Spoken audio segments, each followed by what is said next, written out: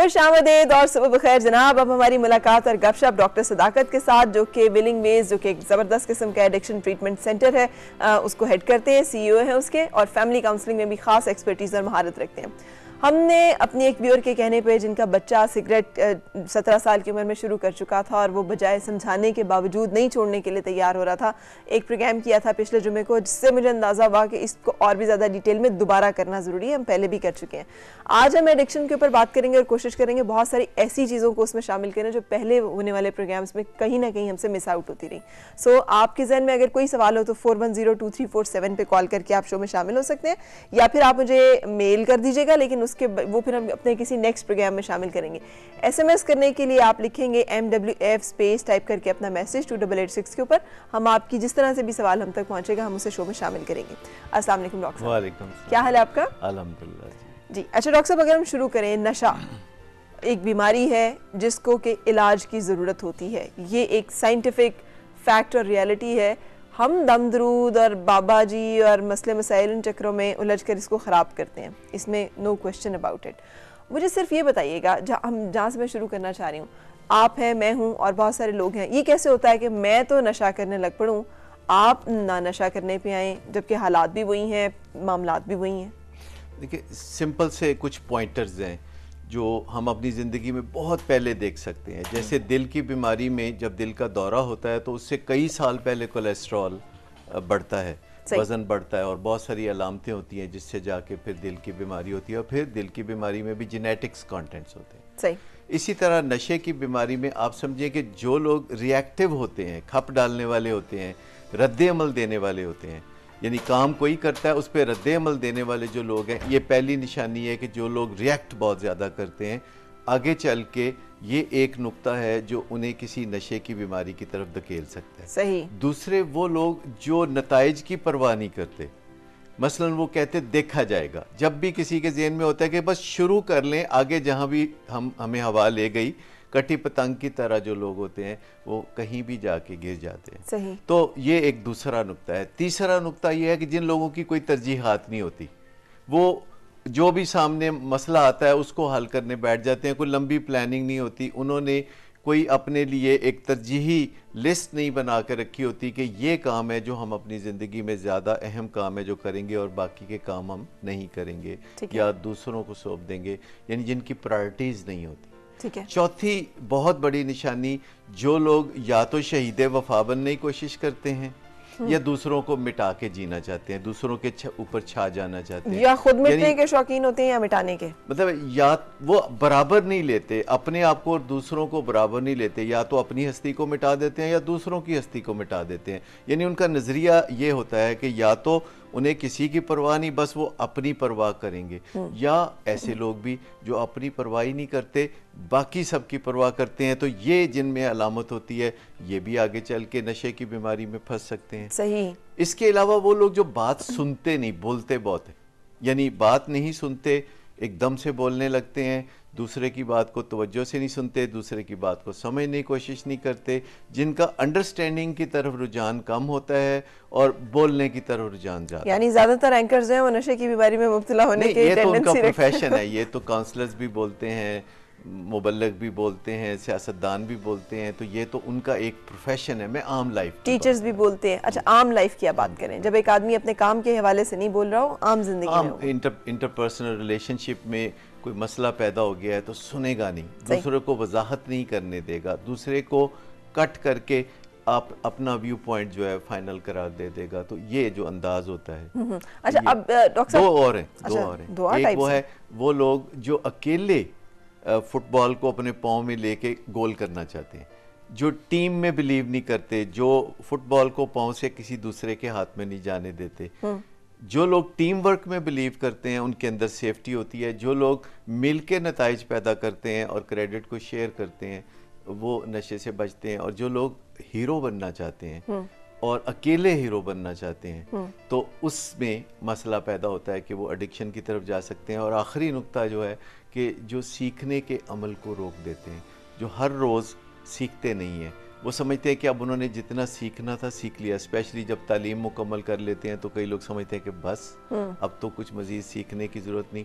ऐसा शायद कुछ 100 साल पहले तो ठीक था, आज दुनिया जितनी तेज़ी से बदलती है और चीज़ें अनफोल्ड होती हैं, तो हम सबको बहुत ज़्यादा सीखने की ज़रूरत है। बिल्कुल सही। अच्छा, अब इन तमाम चीज़ों के साथ जहन में ये रखते हुए साइन सिम्टम्स, वो कौन से अलार्मिंग साइन ये वो सिम्टम्स बहुत हैं? पीछे ये जो फाइबर है, एडिक्शन का जो फाइबर है, ये जो धागे तरतीब दे रहे होते हैं जिनसे फिर बहरहाल एडिक्शन सामने आती है, ये बहुत पहले चीज़ें हैं जो लोग अपने अंदर जान पहचान के, उनको देखभाल के तो अपने तर्ज अमल में तब्दीली लाएं, तो ना उनको कभी ड्रग्स जैसे नशे लेने पड़ेंगे, ना उनको बिहेवियरल एडिक्शंस होंगी, ना वो कंप्यूटर पे दिन रात बैठेंगे, ना वर्कहॉलिक होंगे, ना अल्कोहलिक होंगे, ना गैम्बलर होंगे। वो बड़ी मज़े की ज़बरदस्त ज़िंदगी गुजार रहे होंगे और उन्हें उस वक्त सबसे ज़्यादा मज़ा आएगा जब वो बिल्कुल अकेले किसी जगह बैठे हों। बिल्कुल सही। अच्छा, अब इससे आगे चलते हैं। वो कौन से साइन सिम्टम्स हैं जिन पे हमें अलर्ट हो जाना है कि ये शख्स जो है इसकी ज़िंदगी अब कुछ नॉर्मल नहीं है या इसकी ज़िंदगी में कोई ना कोई गड़बड़ है? एक ऐसा शख्स जो नशा करना शुरू करता है जब कोई भी इंसान, तो उसके अंदर क्या तब्दीलियाँ आती हैं? इसमें दो हैं, एक यंगस्टर हैं जो टीन एजर्स हैं, तो उनकी अलामतें कुछ और होंगी, और जो लोग ग्रो करके कुछ बनने के बाद, ज़बरदस्त कारनामे अंजाम देने के बाद जब एडिक्ट बनते हैं तो उनकी अलामतें कुछ और होंगी। ठीक है। जो स्टूडेंट्स जिन्हें कहा जा सकता है या टीनेजर्स जिन्हें कहा जाता है, तो उनके अंदर जो निशानियाँ होगी कि अगर उनके पढ़ाई में ग्रेड्स गिर जाएंगे, अगर उनके वालिदैन से और बहन भाइयों से ताल्लुकात ख़राब हो जाएंगे, अगर उनके दोस्त ऐसे हैं जो माँ बाप को अच्छे नहीं लगते, अगर वो माँ बाप के साथ लड़ाई झगड़ा करते रहते हैं, अगर वो अपनी इज़्ज़त खुद नहीं करते, नज़र आता है कि अपनी इज़्ज़त नहीं करते, उनकी बातों से लगता है कि वो अपनी निगहदाश्त नहीं करते, अपने आप को बनाते संवारते नहीं हैं, अपने आप को बिगाड़ते रहते हैं, कभी कोई फ़ैशन करते हैं जो कि दूसरों को अच्छा नहीं लगता तो उनको कोई मज़ा आता है, तो ऐसे लोग जो होते हैं। इसके अलावा जो अर्ली ऑन सिगरेट्स की तरफ चले जाते हैं, सही। इसके अलावा जो रातों को देर से जागते हैं और सुबह देर से उठते हैं, तो ये बड़ी अहम निशानी है। भले पढ़ने के लिए कर रहे हैं, अक्सर बच्चे रात को पढ़ने के लिए कर रहे हो, इट डज नॉट मैटर। अच्छा, पढ़ाई भी किसी तरह से भी इंसान की जो सेहत है उससे अच्छी नहीं है। ना वर्क इंसान की सेहत से अच्छा है, ना पढ़ाई इंसान की सेहत से अच्छी है। दिन में 24 ही घंटे होते हैं, अगर दिन में टाइम ज़ाया करते रहें तो रात को देर तक पढ़ते रहे तो बड़ा लगता है कि मैं बहुत महान इंसान हूँ। रात के 3 बजे पढ़ रहा हूँ, सारा दिन क्या कर रहे थे? बिल्कुल। अगर सारा दिन कोई नहीं पढ़ रहा तो ये खामखा की तसल्ली। मैं भी अक्सर नाइट वॉकर से यही पूछती हूँ कि दिन कहाँ गुजरा। एक एडिक्शन की निशानियां ये भी होती हैं कि डिस्ट्रैक्शंस उनके पास बहुत होती हैं, यानी उन्हें अपनी ज़ात पे ज़रा भी तवज्जो देने का मौका ना मिले, वो ये चाहते हैं, लिहाजा वो हर वक्त या तो SMS हो रहे हैं या लैपटॉप पे बैठे हैं या फिर कोई पार्टी डांस या इस तरह की चीज़ें जो डिस्ट्रैक्शंस कही जा सके, जैसे टेलीविज़न, जैसे कंप्यूटर, तो जो डिस्ट्रैक्ट बहुत हों, जो लव यू मिस यू का खेल जो है टीन एज में शुरू करते हैं, ये सारे लोग जो हैं, ये जो मैं किसी एक निशानी की बात नहीं कर रहा, ये सारी निशानियां या इनमें से ज्यादातर चिड़चिड़ापन, अलग थलग रहने की ख्वाहिश, तन्हाई के शिकार रहना, प्राइवेसी, ये ज़रा सी बात पे भड़क उठना कि मेरे कमरे को क्यों किसी ने छेड़ा, चीज़ को किसी ने क्यों हटाया, और वालिदैन अगर थोड़ा बहुत तवज्जो देते हैं, कमरा लॉक कर लेना, आइसोलेशन में चले जाना। सही। और अब तो वालिदैन इतने बेबस हैं कि वो दोस्तों का, पहले तो मामला होता था ना कि एक दफ़ा बेटा घर आ गया है तो आपको तसल्ली होती थी कि इस वक्त वो किसी बुरी कंपनी में नहीं है। अब ऐसा नहीं है, अगर वो बंद कमरे में SMS कर रहा है या स्काइप पे किसी से बात हो रही है जो कि हो सकता है कैलिफोर्निया में हो रही हो और आपके फरिश्तों को भी खबर नहीं कि जो आप समझ रहे हैं कि बेटा महफूज हाथों में है, तो वो उस वक्त भी। अच्छा, अब इसके साथ दूसरे जो ग्रुप है जो आप कह रहे हैं बहुत सब कुछ हासिल करने के बाद उनको ख्याल आता है कि ज़िंदगी में ये कोई एक चीज़ है जिसकी कमी है और वो एडिक्शन का शिकार होते हैं, उनके साइन सिम्टम्स क्या होंगे? लेकिन उससे पहले एक कॉलर आपसे बात करना चाहते हैं। अस्सलाम वालेकुम। जी अस्सलाम, क्या हाल है आपका? वालेकुम अस्सलाम। अल्लाह का शुक्र। फरा बोल रही हैं? जी जी। अच्छा जी फरा, सबसे पहले तो माशाल्लाह बहुत अच्छा प्रोग्राम करती हैं, थैंक यू सो मच। हाँ, और स्पेशली मैं डॉक्टर सदाकत से एक सवाल पूछना चाह रही थी। जरूर पूछिए। जी अस्सलाम वालेकुम डॉक्टर साहब। वालेकुम अस्सलाम।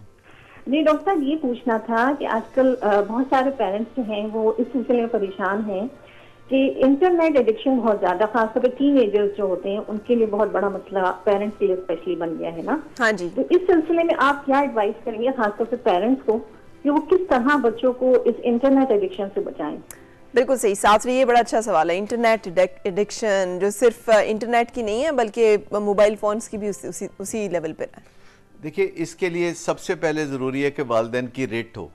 रेट जो है डाइल्यूट होती जा रही है, वालिदैन का कहा बेअसर होता जा रहा है। वालिदैन आते हैं, चीखम दाड़ करके चले जाते हैं, कुछ दिन फिर खामोशी और सरदमेरी होती है और मनमानियाँ करता है बच्चा, और उसके बाद जब पैमाना सब्र लबरेज़ होता है तो वालिदैन फिर आके एक दफ़ा झाड़ झपाड़ करके तो वो चले क्या करें फिर, क्या तरीका है? उसके लिए सबसे पहले ज़रूरी है कि दखल देना आ जाए, आपको किसी की ज़िंदगी में दखल देना आ जाए। जब मैं किसी कह रहा हूँ तो इसमें फैमिली मेम्बर भी शामिल हैं। सबसे ज़्यादा यही लोग हैं जो रिएक्ट करते हैं। तो हम समझते हैं कि ये तो कोई हमारी मलकियत है, तो कोई हमारी मलकियत नहीं होता, ना माँ बाप, ना औलाद, ना खामद, ना बीवी, कोई मलकियत नहीं होता। सब आज़ाद अलग से मुकम्मल इंसान होते हैं। बिल्कुल सही। और इसमें तौहीन करके या तजलील करके आप किसी को मोल्ड नहीं कर सकते।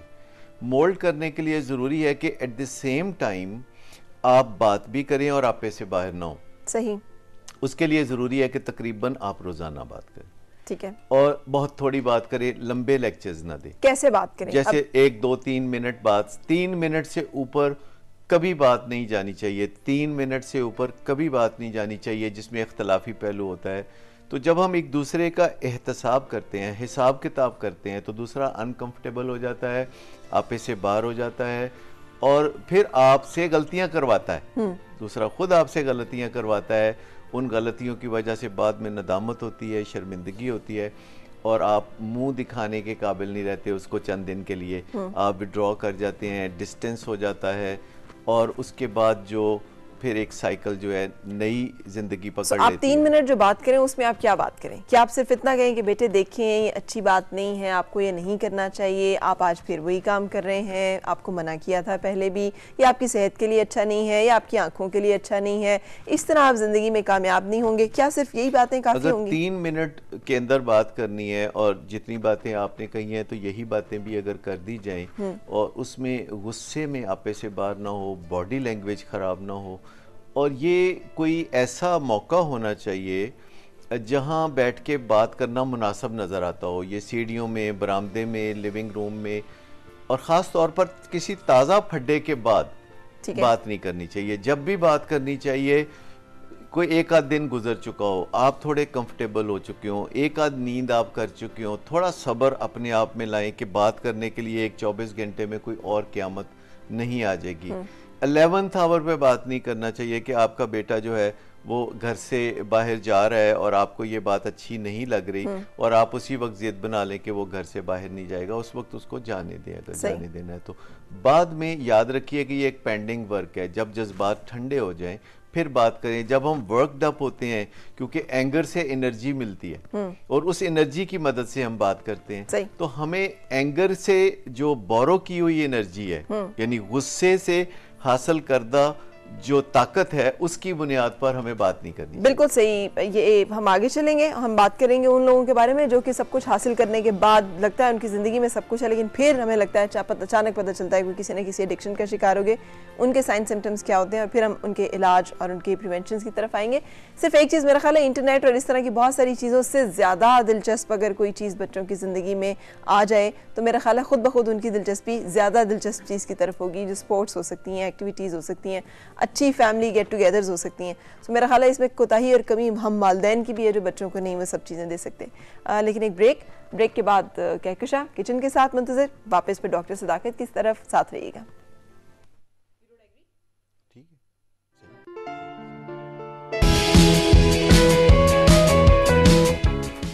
खुशामदीद और सुबह बखैर जनाब। डॉक्टर सदाकत से हमारी मुलाकात, हम बातें कर रहे थे कुछ एडिक्शन से बचने के बारे में और हम यहाँ तक पहुँचे थे कि 2 तरह के लोग होते हैं, एक वो जो कि टीनेजर्स जो मुख्तलिफ नशे की बीमारियों का शिकार हो जाते हैं, या फिर वो लोग जो ज़िंदगी में हाई अचीवर्स होते हैं, बहुत सारा कुछ हासिल कर चुके होते हैं लेकिन उसके बावजूद वो एडिक्शन का शिकार होते हैं। और डॉक्टर साहब हमें ये बताएंगे कि उनके क्या साइन सिम्टम्स होते हैं। एक बंदा जो हमें बड़ा कामयाब नज़र आता है वो क्यों वैसे इसका शिकार हो जाएगा डॉक्टर साहब? देखिए, ज़्यादातर ऐसे लोग हाई अचीवर्स होते हैं और वर्कहॉलिक होते हैं। सही। वो बहुत बड़ा काम कर रहे होते हैं, एग्जॉस्ट हो रहे होते हैं, वो अपने आप को इतना ज़्यादा स्ट्रेच कर देते हैं कि उनके अंदर जो इलास्टिसिटी है वो बरकरार नहीं रहती, फ्लेक्सिबिलिटी बरकरार नहीं रहती, और फिर उनको लगता है कि उनको थोड़ी बहुत मदद की ज़रूरत है। अच्छा। जो वो किसी ना किसी ड्रग से हासिल कर सकते हैं, और जिनमें सबसे जो पॉपुलर ड्रग है पिछले 10,000 साल से वो अल्कोहल है। ठीक है। और 10% लोग ऐसे होते हैं कि अगर वो अल्कोहल पिएंगे तो फिर वो अल्कोहलिक बनेंगे। तो ये लोग जो कि पाकिस्तान में ख़ास तौर पर हमें बहुत सिग्निफिकेंट लोगों में शराब का रुझान नज़र आता है, और इसके बरक्स अमेरिका में लोअर मिडल क्लास या लेबर क्लास जो है वो सारा हफ्ता जो हार्ड वर्क करने वाले लोग हैं, अमेरिका में ज़्यादातर शराब वो पीते हैं, स्मार्ट वर्क करने वाले लोग शराब नहीं पीते। यानी हमारे पाकिस्तान में उलट है, पाकिस्तान में स्मार्ट वर्क करने वाले लोग शराब पीते हैं, हार्ड वर्क करने वाले लोग नहीं पीते। अच्छा, ना वो पी सकते। अब बाज़ औक़ात शराब या कोई और नशा कैसे पता चलेगा कि ये शख्स जो है ये अब गड़बड़ है, इसमें कुछ? सबसे पहले बात तो यह है कि उनकी कारकर्दगी ख़राब होनी शुरू हो जाती है। अगर वो शायर हैं तो उनके ताज़ा कलाम नहीं आता, वो फिर बहुत पुराने कलाम का सहारा लेते हैं, बार बार वही बातें दोहराते हैं। सही। अगर वो फनकार हैं तो आप देखते हैं कि वो उनकी मार्केटिंग कमज़ोर हो गई है, वो मार्केट से आउट होना शुरू हो गए हैं, उनको काम नहीं मिल रहा क्योंकि उनके टेम्परेंस बहुत ज़्यादा होते हैं।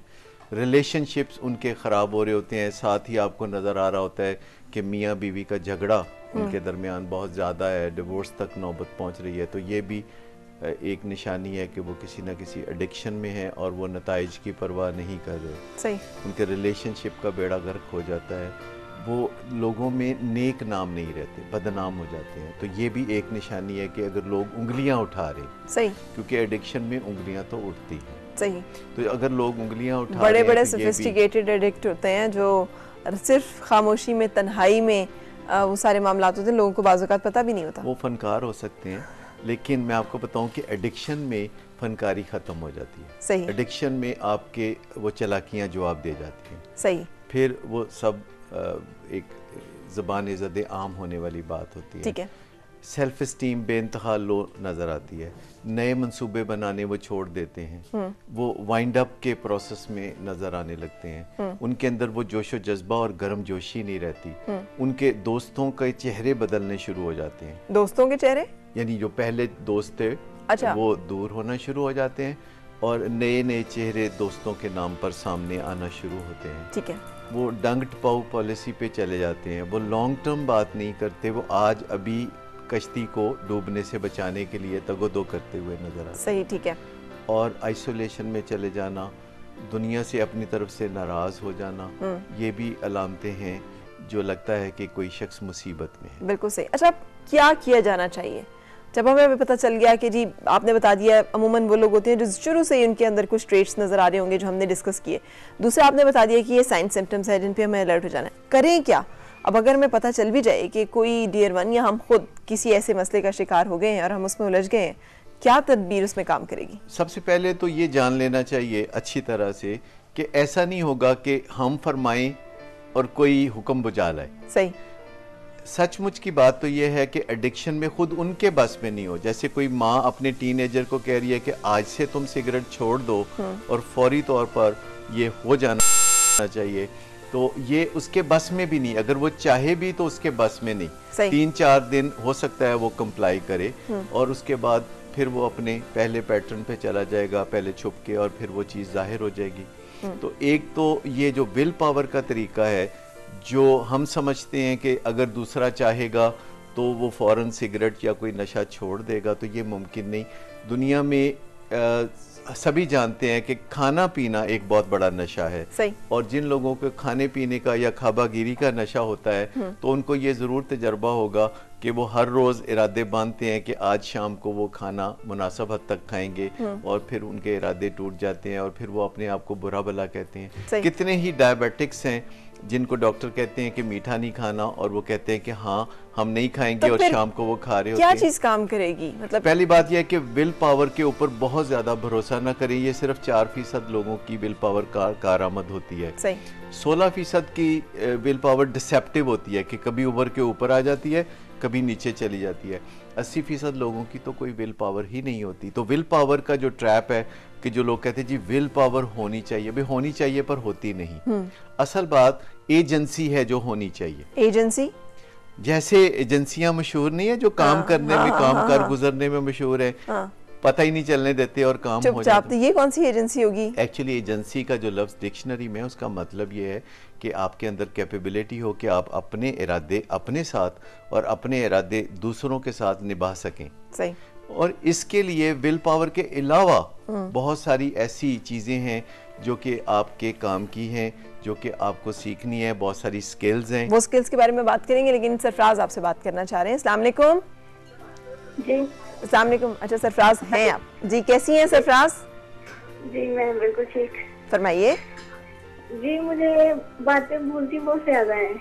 अच्छा, मसलन क्या क्या भूल जाता है?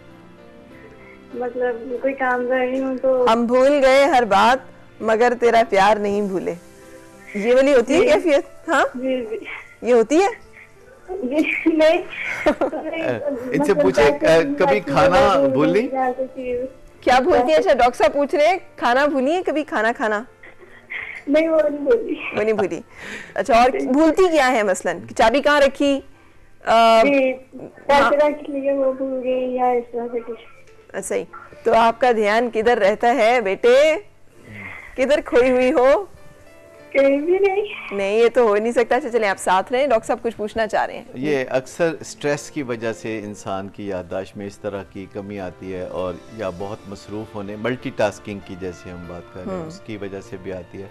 लेकिन ये जो छोटा मोटा चीज़ें रख के भूल जाना है, इसके लिए ट्रेनिंग होती है कि आप चीज़ों को विजुलाइज करना शुरू करें।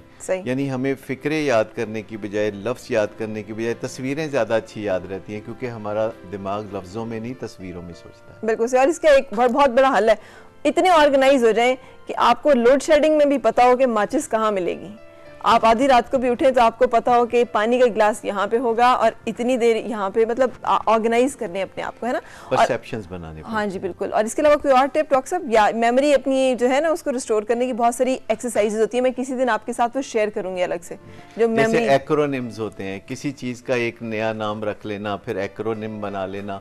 एक्रोनिम होता है जिसमें कोई अंग्रेजी या उर्दू के लफ्ज के जो हिज्जे हैं उनमें से हर हिज्जे के लिए आप एक आगे लफ्ज बना लेते हैं, तो आपको क्यू मिलना शुरू होता है। ठीक है। जैसे स्टेज ड्रामे पे जब लोग काम करते हैं तो उनको पीछे से क्यूज देने के लिए, जो भुलक्कड़ आर्टिस्ट होते हैं तो उनको क्यूज देने के लिए तस्वीरें दिखाई जाती हैं। सडनली एक उनको स्टेज की साइड से तस्वीर दिखाई जाती है जिससे उनको फिक्रे याद आते हैं। बिल्कुल सही से। ऐसी बहुत सारी चीजें हैं वो हम शेयर करेंगे आपके साथ। कमिंग बैक डॉक्टर साहब, क्या वो तरीके और स्ट्रेटजीज हैं जो विल पावर के अलावा काम करें? विल पावर के अलावा स्किल पावर।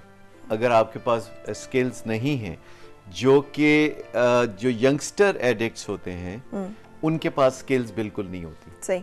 सो उनको स्किल्स नए सिरे से सीखने की ज़रूरत होती है। और जो बड़ी उम्र के एडिक्ट्स या अल्कोहलिक्स होते हैं, जैसे 45 और 50 साल से ऊपर उम्र के, उनके पास स्किल्स होती हैं। सही। क्योंकि उन्होंने अच्छे ज़मानों में स्किल्स पे काम किया होता है और उनको वही स्किल्स दोबारा थोड़ा सा रिवाइव करने की। ये स्किल्स होती क्या चीजें हैं? मतलब इसमें क्या क्या चीजें होंगी जिसको आप स्किल्स का नाम दे रहे हैं? जैसे इंटरपर्सनल स्किल्स होती हैं, जैसे स्ट्रेस मैनेजमेंट को कैसे सीखते हैं, या मूड मैनेजमेंट क्या चीज़ होती है, सेल्फ एस्टीम क्या चीज़ होती है। ये सारे का सारा अपने आप को कैसे हम अपने दिमाग में अपनी मेंटल वीडियोस से क्या मदद ले सकते हैं, जो हमारे दिमाग में एक रनिंग कमेंट्री चलती है, जो हम एक अपने अंदर सोच रहे होते हैं, उनको कैसे ऑर्गेनाइज किया जाता है, उनको कैसे स्ट्रीमलाइन किया जाता है, अपने हक में कैसे सोचते हैं वो सीखना, अपने आप को हार्शली ट्रीट ना करना, अपने लिए कोई ऐसे लाहे अमल इख्तियार करना, जहन से इजाद करना, सोचना, ये सारी क्रिएटिव एक्टिविटी जो है ये सीखना पड़ती है। नशे की बीमारी से निकलने के लिए आपको हैंडी सॉल्यूशंस चाहिए कि जिस वक्त भी आपको मुश्किल पेश आए आपके पास एक हैंडी सॉल्यूशन हो। इसमें फिर एक गुरु का भी रोल होता है हमेशा। अच्छा। जब हमने कोई नशा छोड़ना हो किसी भी किस्म का, तो किसी ऐसे बंदे को ढूंढना चाहिए जो मुस्तकिलन आपका गुरु बनने के लिए आमादा हो, और उसने उसी मुश्किल पे या उसी नशे पे काबू पाया हो जिस पे काबू पाने की आप कोशिशें कर रहे हैं। बिल्कुल सही। तो आपको एक वो रोशनी का मीनार भी नजर आता रहता है। सही। आप मायूसी से भी बच जाते हैं, वो ऐसा बंदा होना चाहिए जो कि रात को 2 बजे भी आपकी कॉल सुनने के लिए आमादा हो। ऐसे लोग बिल्कुल लोग दुनिया में मौजूद होते हैं जिनको हमेशा दूसरे की मदद का शौक होता है, क्योंकि इससे खुद उनको मदद मिलती है। बिल्कुल सही। हम रुकेंगे यहाँ पे ब्रेक का वक्त, और उसके बाद जब हम वापस आएंगे तो अपने इस टॉपिक को करेंगे कंटिन्यू। कोई सवाल आपके जहन में आप शेयर कर सकते हैं MWF स्पेस टाइप करके अपना मैसेज 2886 के ऊपर, या 41023447 पे कॉल करके।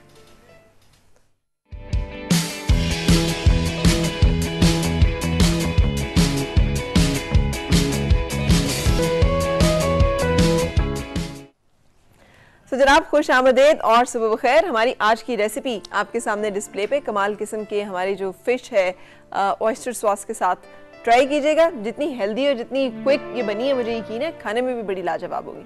Coming back to our topic, जिसमें हम बात करें एडिक्शन की। और एडिक्शन में डॉक्टर साहब आपने हमें बताया कि स्किल बहुत ज़रूरी है। उन स्किल्स में आपने बताया कि अपने बारे में जानना और अपनी सलाहियतों को इस्तेमाल करने की ताकत, एबिलिटी और अपने ऊपर कंट्रोल एंड कमांड रखना जो है, उसके लिए मुख्तलिफ हुनर चाहिए होते हैं आपको कि आपने क्या करना है, कैसे करना है। गुरु की बात की, गुरु की बात। इसके अलावा यह है कि दोस्तों को बदलना, यानी अगर आप कोई नशा छोड़ना चाहते हैं और उस नशे के रिश्ते में जो दोस्त हैं उनको आप बरकरार रखना चाहते हैं, तो ये नहीं हो सकता। सही। आपको सबसे पहले सेल्फिश होना पड़ेगा रिकवरी के लिए कि आप उन लोगों की कुर्बानी दे दें जो आपके साथ उस रिश्ते में मुंसलिक है। बिल्कुल सही। छोड़ आए हम वो गलियां। बिल्कुल, वो जो चीज़ है वो गलियों के अलावा जिसे हम कहते हैं कि slippery people and slippery places. हाँ, या रिमाइंडर्स। स्लिपरी प्लेसेस और स्लिपरी पीपल को जो नहीं छोड़ना चाहता, एक्चुअली अभी उसकी नशा छोड़ने की मोटिवेशन इतनी ज़्यादा नहीं है।